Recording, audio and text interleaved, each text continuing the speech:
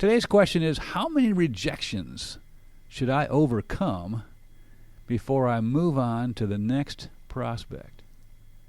Which is another way of saying how persistent should I be, right? But the thing is, this person is talking about rejections. How many rejections should I overcome before I move on to the next prospect?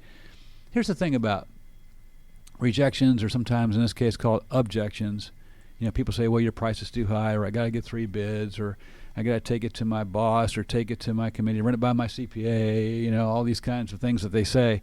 And in most sales training, they teach people, they spend a lot of time and effort teaching people how to overcome objections. It's like almost like you become like a overcome objection ninja, right? Or give me your best shot, and I'm going to wipe it out of the sky. But here's the problem with that.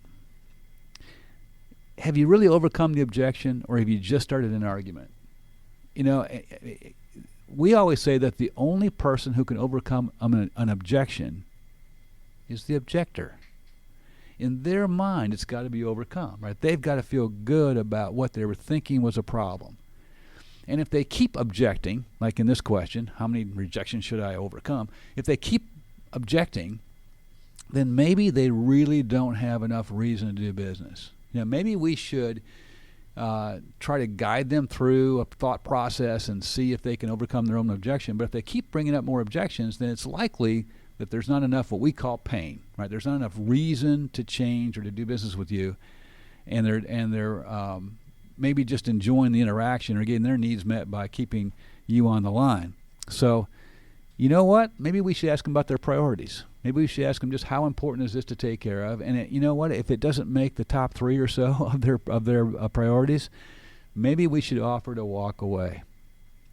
Now, here's the thing about that, because you might be a little bit surprised that a sales trainer would suggest you might walk away from an opportunity. And I understand that. I used to be there where I didn't walk away from anything. But here's the thing about that. If you offer to walk away from an opportunity, if you say, Dennis, it sounds like this is just not a big priority for you. So why don't we just table this for, 6 months, 9 months? What do you think? No, you don't have to engage in this role play, Dennis. But if you think about the possible responses a prospect can have to that, they might say, "Yeah, that probably makes some sense." In which case, they weren't going to buy from you anytime soon anyway. So you'd have been wasting your time and effort with Dennis in that situation. Or they might say, "Well, what? You don't want my business?" Which would give you the opportunity to say, "Dennis, I would love to have your business, but it's not about me. It's about the issues, the problems that you're trying to address that we can fix. And if it's just not that big a deal, or what we offer isn't a good fit, why don't we just part friends and maybe pick it up again in a few months?"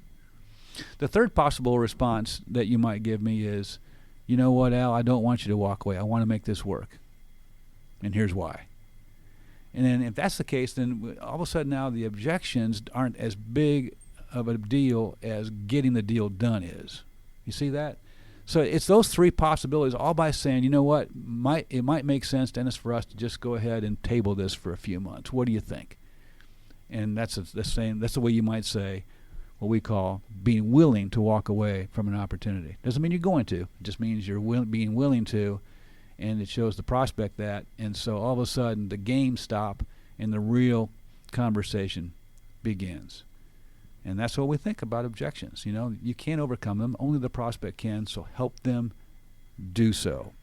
That's today's sales tip from Al Simon at Sandler Training.